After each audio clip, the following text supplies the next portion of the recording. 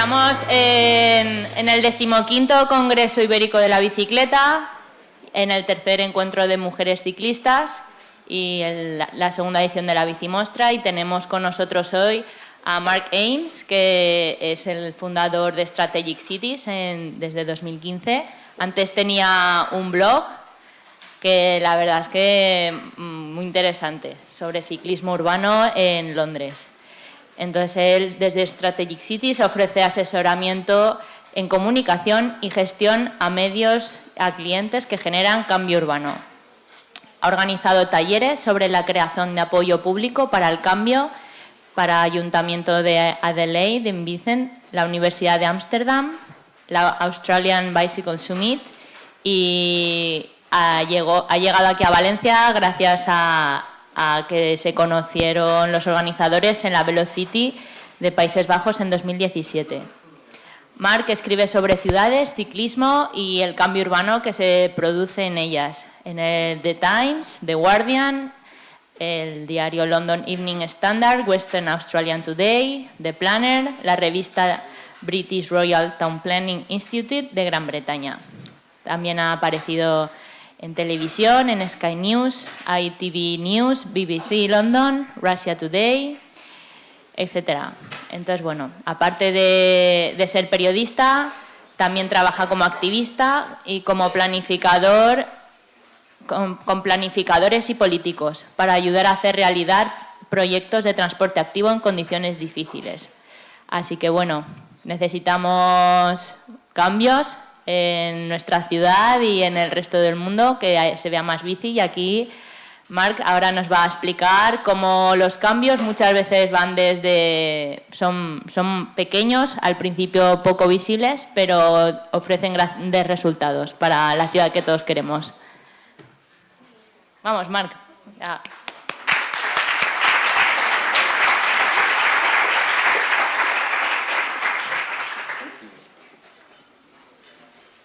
Thank you very much. Buenos días, hola a todos. Thank you for coming, and perdóname, I don't speak Spanish, so I will be speaking in English today, so please do put on your translation headsets, and I'll try and be as clear as possible. Everybody hear me? Great.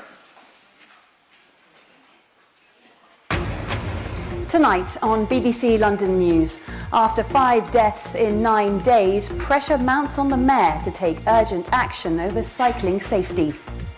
It's a leadership crisis for Boris Johnson. He's been encouraging people to cycle in London for 5 years now. In that time, nearly 80 people have been killed.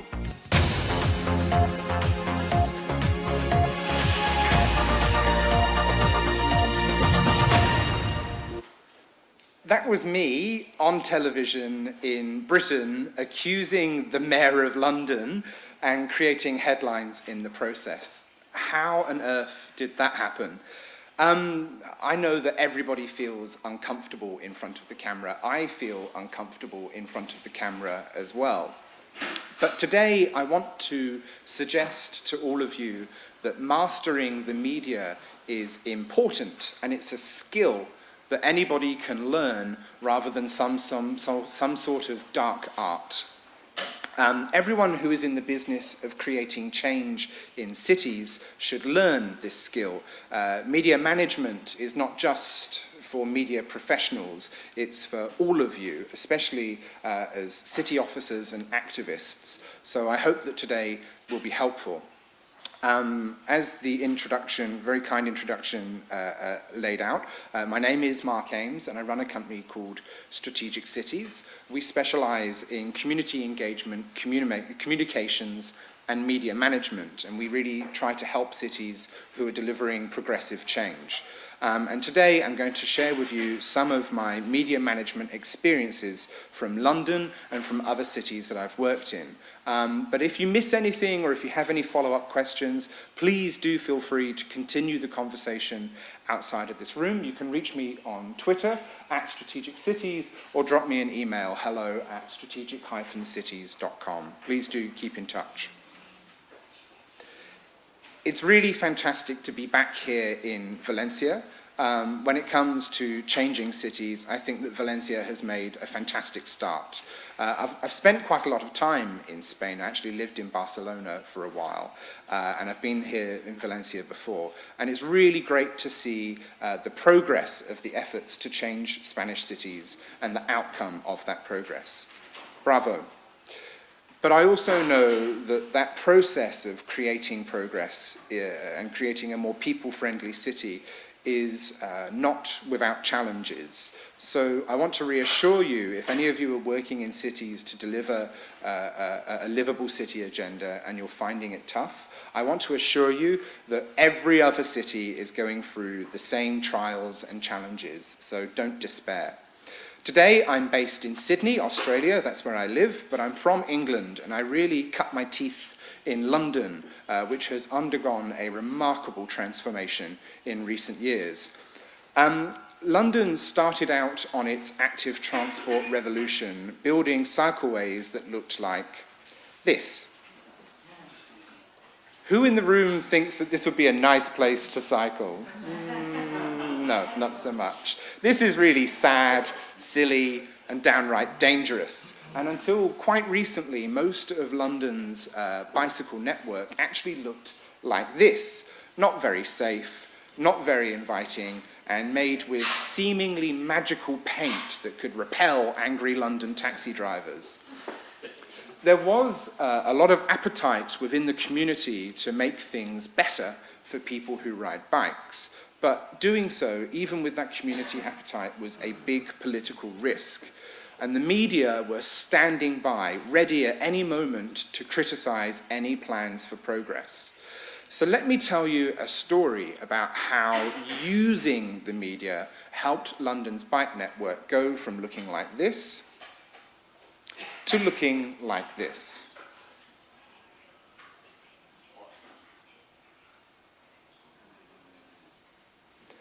We only achieved change by having a very public discussion about the role and purpose of London's streets and what kind of city we wanted to build together. That public discussion included pages of newspaper articles, hours of radio interviews, and TV, website, and blogs. And without that work in the media, this change would not have been possible. So, how does the media work, and why is that important to you here in Spain and in Portugal? The most important thing that I want you all to understand is that the news, the headlines that you see, the news doesn't happen, it is chosen.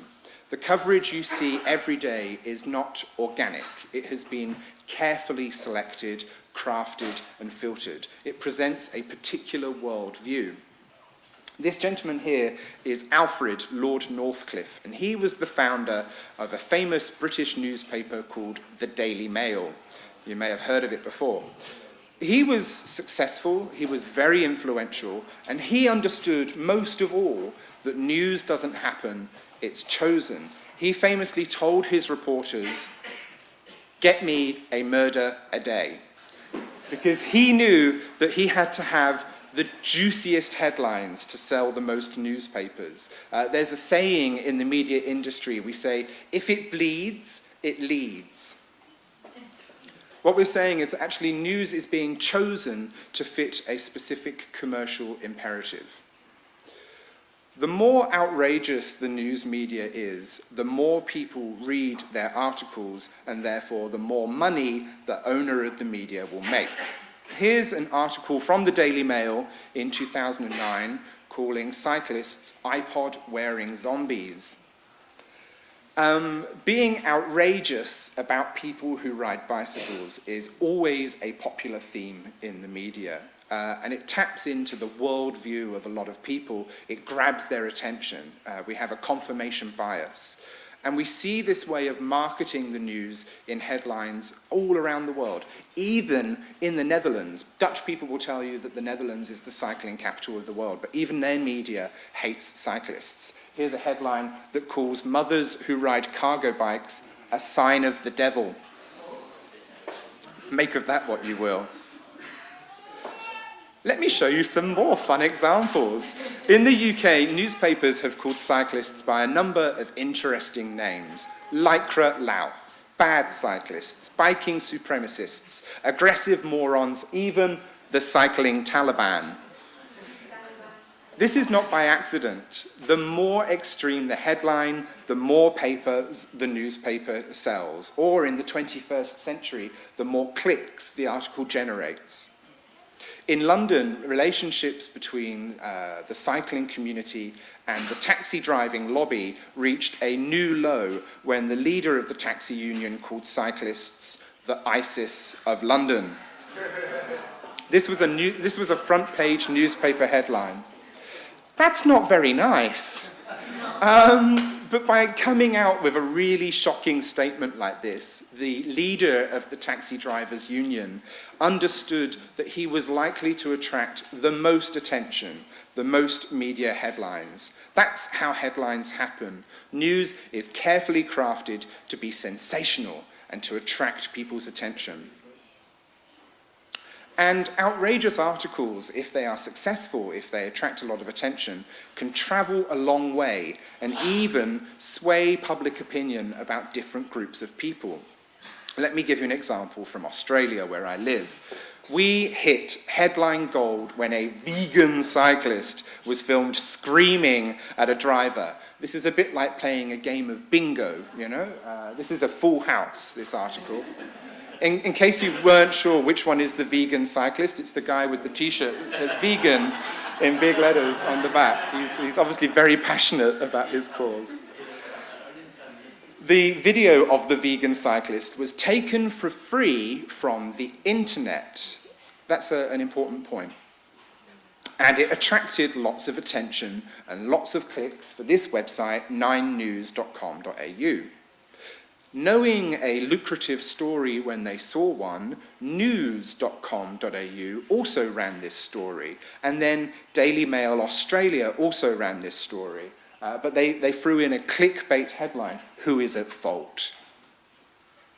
One small story, like this altercation between the driver and the cyclist, can travel a very, very long way. And sometimes the original content, in this case the video of the cyclist, is syndicated by so many different media channels that it ends up generating thousands and thousands of views of the original content. And views on, for example, a platform like YouTube translate into revenue. The more views you have, the more money you make back through websites like YouTube. So keeping that in mind, I want to show you a video of a disturbing incident in London.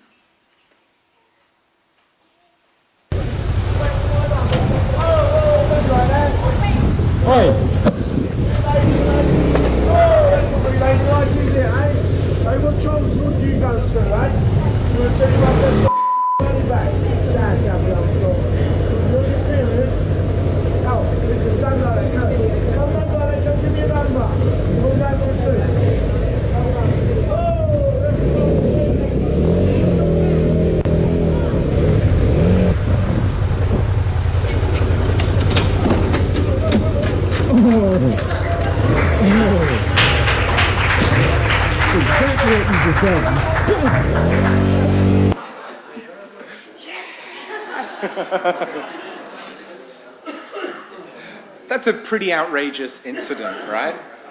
It's horrible. It's really horrible. But I'm going to tell you something. What you just saw is, in fact, what the President of the United States of America would call fake news. The girl on the bike, the misogynistic men in the van, the man riding the motorbike, they are all, in fact, actors. This video was staged. So you remember I explained to you that news can be shared and syndicated to such an extent that it generates revenue for the original source? Well, that's what happened here.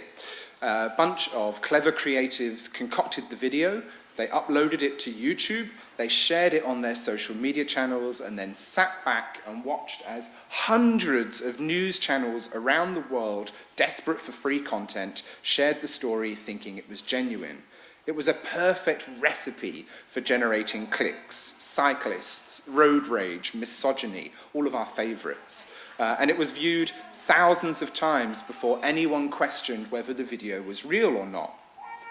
Crazy, right? This is the world we live in 2018. People who oppose your plans for progress understand this process very well. The more outrageous they are, the more attention they attract. This is an anti-cycleway protester in her hat. She's always photographed wearing her hat because she is, I think as you say in Spain, un poco. She is in Auckland, New Zealand, where I was doing some work recently, and she attracted national television coverage when she attacked a cycleway with a sledgehammer. She knew exactly what she was doing. If there are any city communications professionals in this room, I'm sure that you'll be used to pitching stories and issuing press releases about new trains or new bus services. So far, so straightforward. But with city shaping, with cycleways, with people-friendly streets, I'd argue that you're going through a different process and a different plan is needed. You're no longer in the business of announcing plans. You're now the creators of change, the creators of new ideas, of good ideas. People generally have an emotional attachment to the places where they live, to their routine, and how they go about their day, and what they can and can't do. And if your plans to create a better city challenge that emotional attachment, they will have an emotional response, often even an irrational response. Emotions are infrequently measured in city making, but are actually very, very important. And it's why I think that we need a new way of managing the media narrative around cycling. There's a sociologist from the United States, his name is Irving Goffman, and he tells us that individuals go along with the current interaction arrangements for a wide variety of reasons. One cannot read from their apparent tacit support of an arrangement that they would, for example, resist or resent change. Very often behind community consensus are mixed motive games. I think what Goffman is trying to tell us here is that just because citizens aren't active in calling for change doesn't necessarily mean that they are against change. And I think that's an important point. You shouldn't assume that you know what the response of your community to any of your plans will be either. There may be more support for your plans than you'd think if you only ever listened to the headlines in newspapers. Let me give you an example. In London, despite all of the negative media attention, despite us being called terrorists, the biggest consultation in the history of the Transport Authority in London, it showed that in private, the majority of people supported plans for cycle superhighways. So what I'm trying to tell you is that actually community consensus is difficult, but what people genuinely feel in their hearts and what they believe in their homes is different to what you will see portrayed in the media narrative.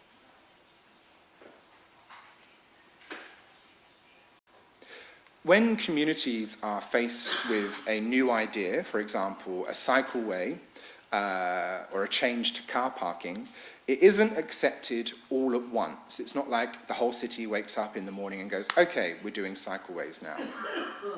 This is how it works.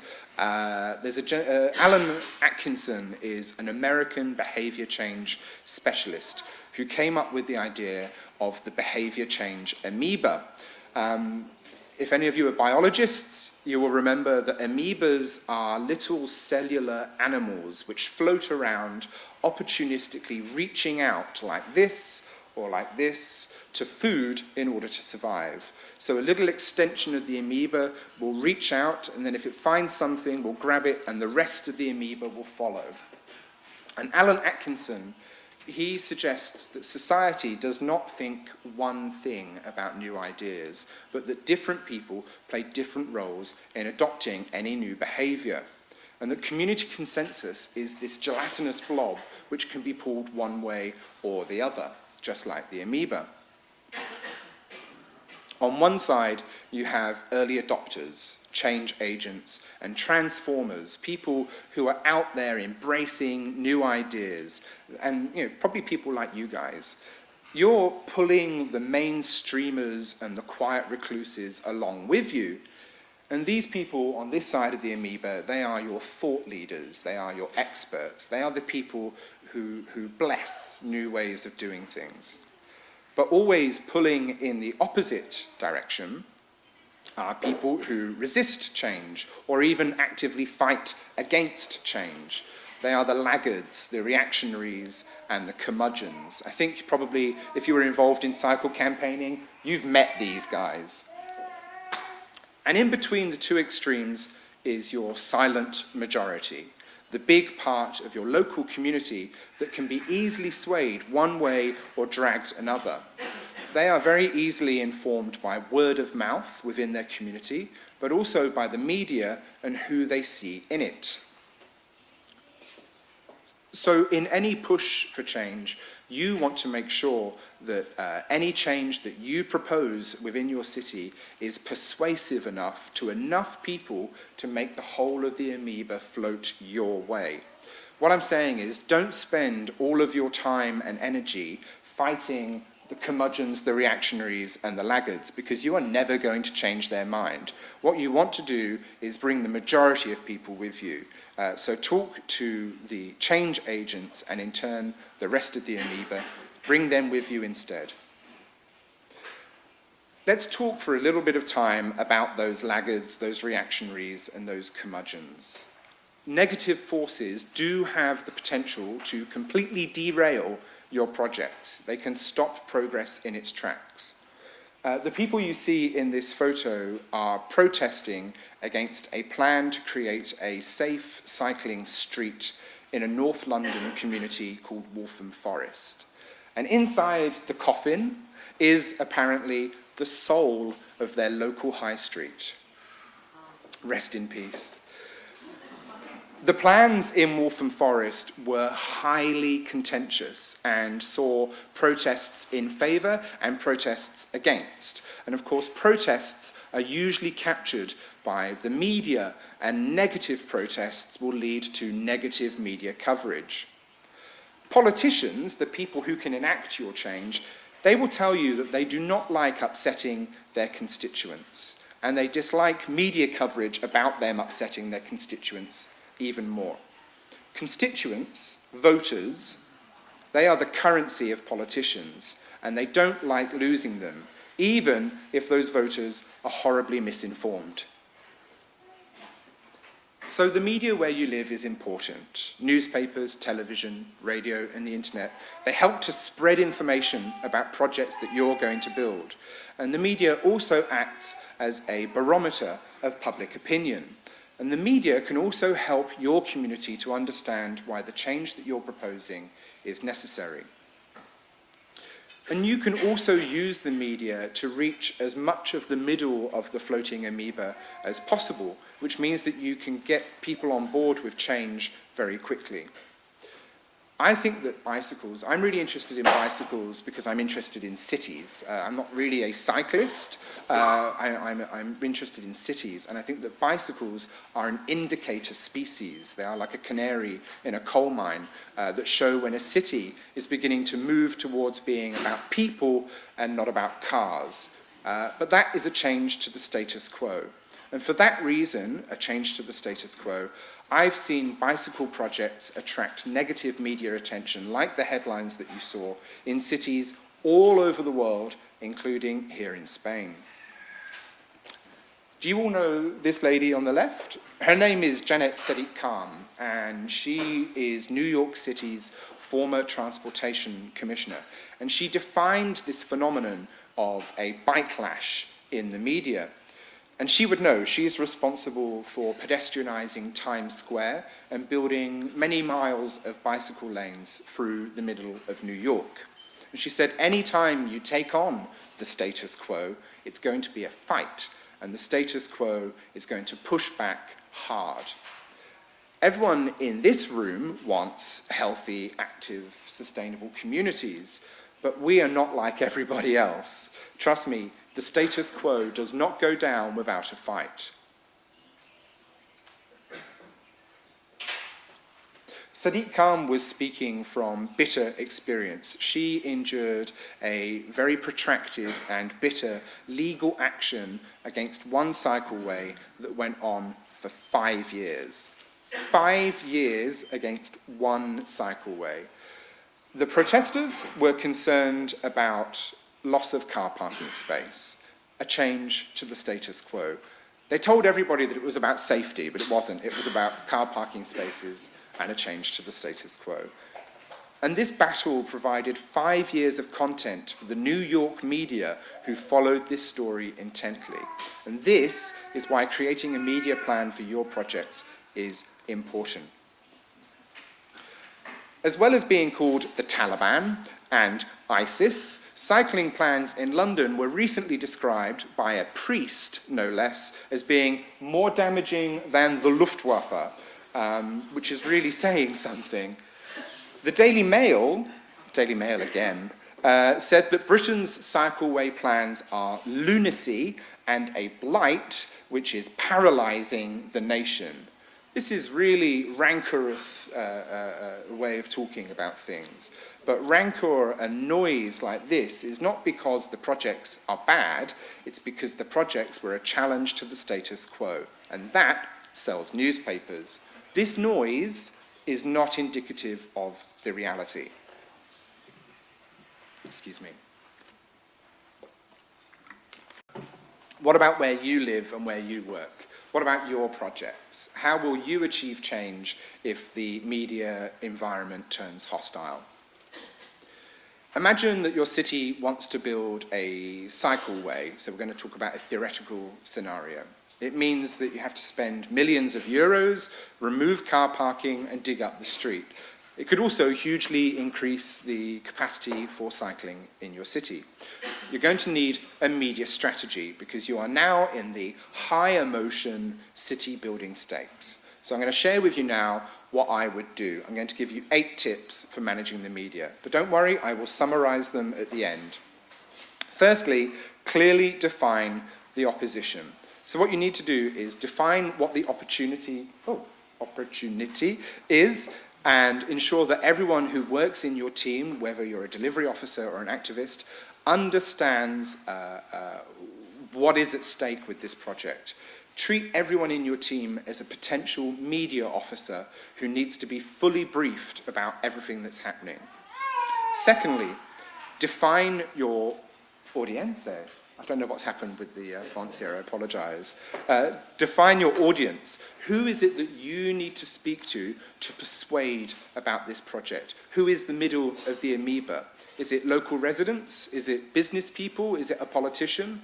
On a case-by-case basis, who will be the people that you need to go out and to sway? And finally, define the opposition. It's really important that you understand exactly who it is that you are up against.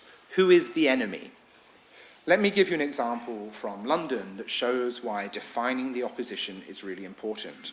When we were advocating for the new cycle superhighways, there was a lot of powerful opposition.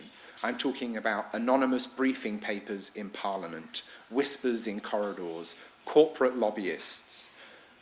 But it wasn't clear exactly who the opposition was. It led to headlines like this, pertaining to speak on behalf of business leaders. But we didn't really know who those business leaders were.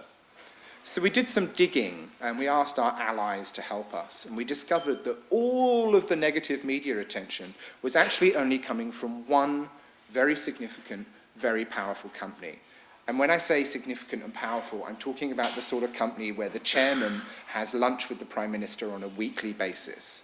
Very significant, very powerful. You do not send well-meaning cycling activists up to argue against someone who has lunch with the Prime Minister on a weekly basis. It just doesn't work. So we tried to rephrase the question. The opposition, the people who were against the plans, they didn't say they were opposed to cycling. They said that they were opposed to cycling making it harder to do business. So we went out and fought fire with fire. We got the CEOs of over 180 leading London companies, including Coca-Cola, Microsoft, Deloitte, even the Royal Bank of Scotland, even the Royal Opera House, to say that they supported the cycleway plans and that cycleways were important to their businesses. It was only by defining who it was that we were against that we were able to create an appropriate response. By defining the opposition, we were able to fight fire with fire. Here's my next tip. Find journalists that you can work with. Identify your local sympathetic journalists and assess what they can do to help you. Once you've found out who these influential journalists are, you have to go and take the time to go and meet with them, have coffee with them, and brief them on your plans. Now, I know that it's really time-consuming, but if you don't go and meet with them, the opposition will. In London, we could not have achieved what we did if it wasn't for a handful of journalists who were interested in the truth and always followed cycling stories. So we looked after them, we nurtured them, we gave them tips, we gave them scoops, we kept them close. And on that note, thinking about the job that journalists have, make sure that you are a reliable source of news. Editors, I feel really sorry for editors. Editors have pages and pages and pages of newspaper space that they have to fill up every single day, hours of airtime. So help them with that. They have very, very limited budget, but a big opportunity. So you don't have to wait until you've completed all of your projects to send one press release that says, ta-da, we've done it. You can be a reliable source of news at every stage of your project. Be someone who can help those editors to fill up all of those pages. And you'll be amazed how many stories just one project can generate. Maybe you're using a special piece of cycleway building machinery that's been imported from the Netherlands for the job. Well, that's a project. That's a story. While you're digging up the road, you discover some interesting archaeology, like a former king of England or something. That's also a story. Make sure you use all of the lifespan of your project to talk about your project, and you will come to be relied upon as a reliable source of stories. And in turn, because of that, because you're helping the editors to do their job, you'll be seen positively by those editors. Exploit every opportunity that you have to reach out to the middle of the amoeba. Let me give you an example of how that worked for us. In London, we initiated a series of protests to help push for improvements to the bike network, and we rallied around one location, Blackfriars Bridge in London. The protests were timed to coincide, as if by magic, with the morning television bulletin and the evening television bulletin, which gave TV journalists visual content to broadcast and images to fill the pages of their newspapers. By being a reliable source of news with colourful events and protests like this, editors came to trust us and to follow our story, and it meant that we were able, in the end, to command national television coverage and premium position in London's newspapers. Okay, here's my next tip. Build yourself your own information network, an alternative news network. Some media outlets will not run your story, or they will actively brief against your story because of their editorial position or because of some sort of commercial agenda. That's okay. You don't have to make friends with everybody.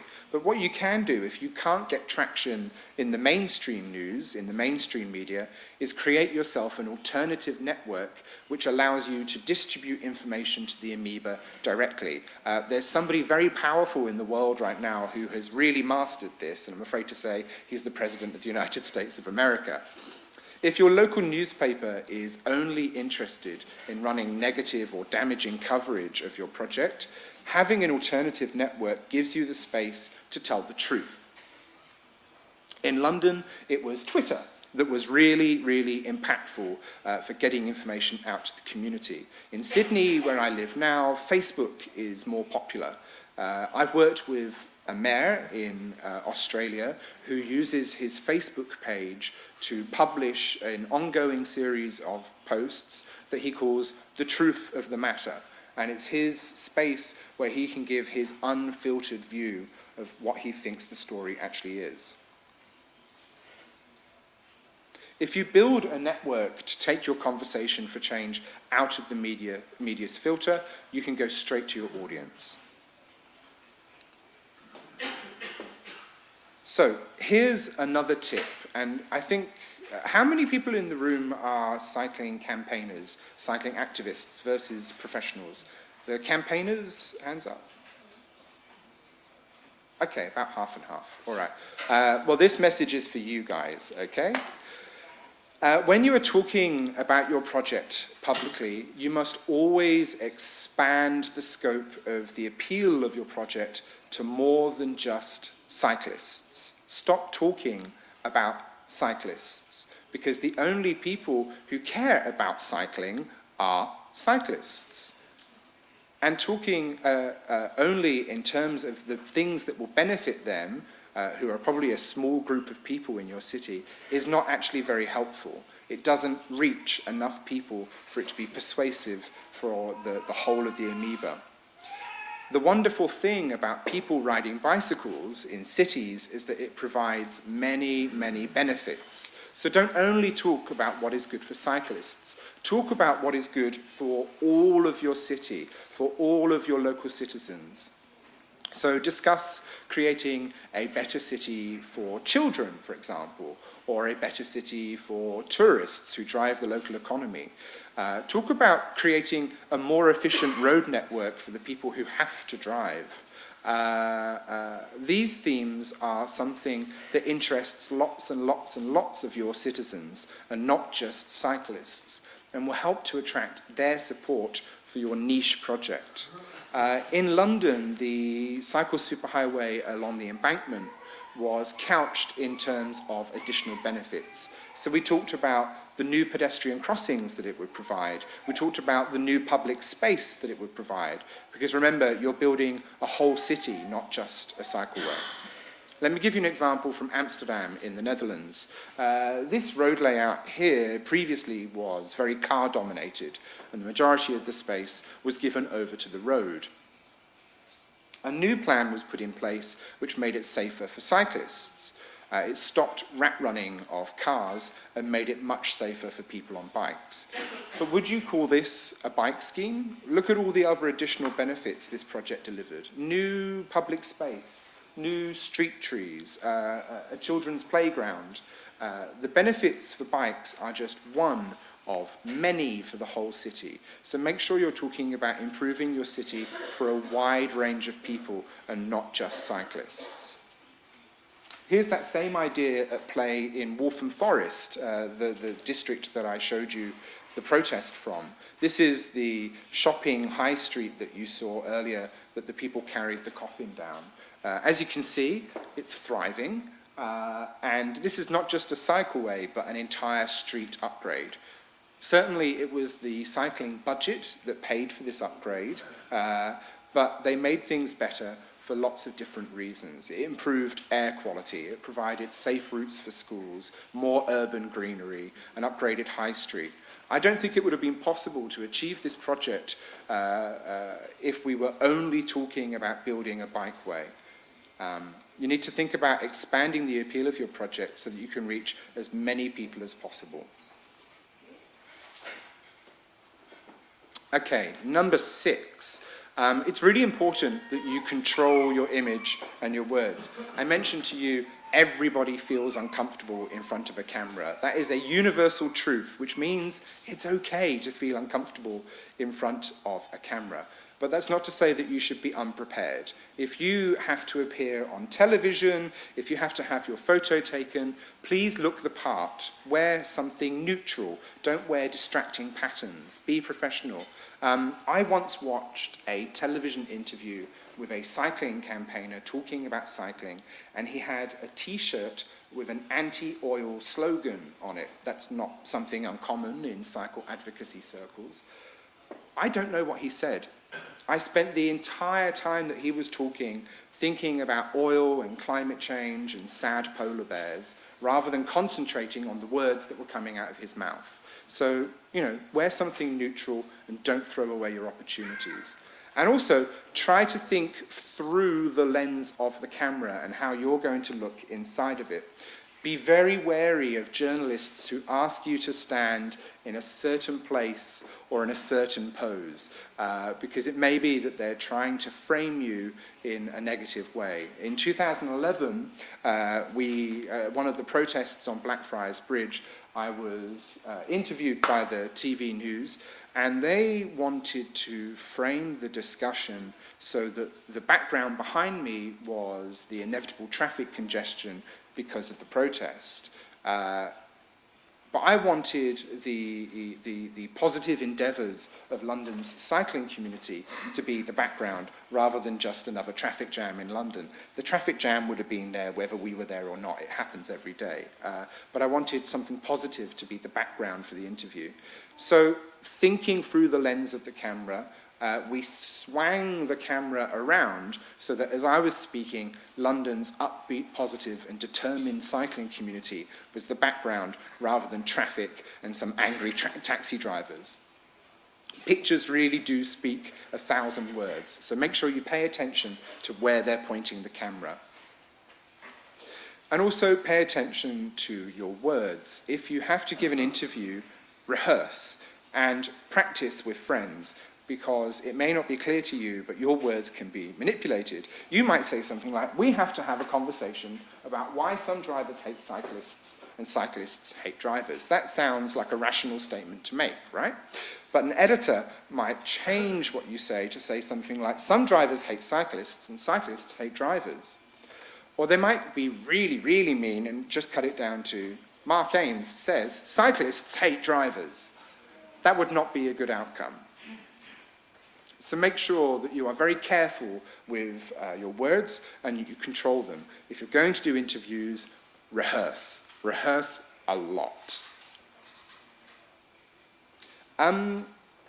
So often when we write press releases about the projects that we're delivering, we put ourselves at the center of the release. So we will say something like, Valencia Transport Authority is building X, or the mayor is investing Y. But as I suggested at the beginning, we're no longer in the business of announcing plans. We're now in the business of changing the status quo. And people don't respond well to organizations and politicians telling them to change. What they need to see is actually people who look like themselves doing the change that you're trying to encourage. And as we all know, politicians don't look like normal people. They need to see normal people doing the thing that you want them to do. So get out there and track down those early adopters, those change agents, the transformers, and make them the center of your story, not you. Here's an example of a story I worked on in Sydney recently. This story was a full-page colour article in Sydney's Daily Telegraph newspaper. The Daily Telegraph newspaper is a tabloid which famously hates cyclists. Doesn't hate cyclists, hates the city of Sydney's cycleways. And yet here was a full-page article talking about how wonderful it is that the people of Sydney are embracing riding the bike and changing the property market in the process. The story came from my client, the city of Sydney, but the story was about these people, not the city. The article talked about great bike lanes, bike riding families, new apartments with bike parking. It was very positive. And there was one tiny line complimentary referencing the city of Sydney. As far as I was concerned, that's enough. You don't have to be, the organisation doesn't have to be the star of the show. It's more important to show the people who are making the change. Most of your amoeba dwellers don't look like politicians, media spokespeople, or politicians. They need to see people who are similar to themselves doing the activity before they will consider it. And I know that's a hard one. There's a lot of pressure to put the agency first, but it's not persuasive. It doesn't work. So find the early adopters that other people can mirror and get them out there, show them off.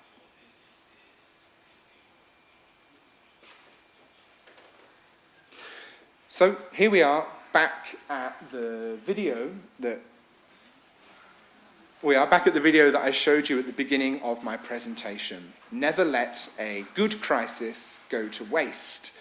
In London, we had a plan, a communications plan, that went into action automatically every time a cyclist was killed, which unfortunately was very regularly. So we had a pre-written and pre-rehearsed statements that could be updated as we went on the fly, and a small army of community spokespeople who were on message and ready to go at any time. Because we knew that as soon as the crisis happened, the media wants content. They want spokespeople. They want interviews. They want sound bites. You need to be ready for those immediately. We're talking about very, very small time frames, sometimes a matter of minutes, not even hours. So you need to be ready to go. Don't wait for the crisis to happen to be prepared for the crisis. For you, I hope that it's a different crisis that plays in your favour. Maybe it will be a transit strike or, I don't know, a citywide power outage that brings the public transport network to a halt. Or maybe it snows and nobody can drive anywhere. Maybe not here in Spain, I don't know. Don't wait for those events to happen and be on the back foot. You have to have an agreed and pre-rehearsed plan ready to go in order to exploit the media attention that a crisis will bring. It wasn't very nice talking about people being killed in London, and sometimes I know that cycle campaigners are cautious about talking about cycling being dangerous, but to the rest of the public, if people are being killed, it's self-evident that it is dangerous, and if you're not in that discussion, somebody else will be, and that somebody else may not have the same agenda as you. They might exploit somebody being killed on the road to suggest that you should get rid of cyclists. So you need to be prepared to speak during times of crisis and to make sure that you can control your agenda. All right. Here's those 8 top tips again. Define the opportunity, the audience, and the opposition. Identify friendly journalists. Be a reliable source of news. Build an alternative news network. Expand your project's appeal. Always control your word and your image. No more sad polar bear t-shirts. Mirror, and never let a good crisis go to waste. Now, these 8 tips really do just scratch the surface of media management technique. There's a whole industry behind all of this, but I hope that they will help you if you find that your work comes under media scrutiny. If journalists are calling you up, if angry citizens are picketing your city hall, don't panic. You're not the first person to have experienced this, and these tools will help you to manage it and to achieve change even in a hostile media environment.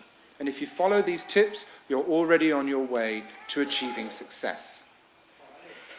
If all else fails, remember this fantastic quote from Andrew Gilligan. Andrew is the former Mayor of London's cycling commissioner, and he said, "There will always be a very vocal, very loud minority of people who genuinely, passionately believe their lives are going to be ruined because they have to wait 10 minutes in traffic."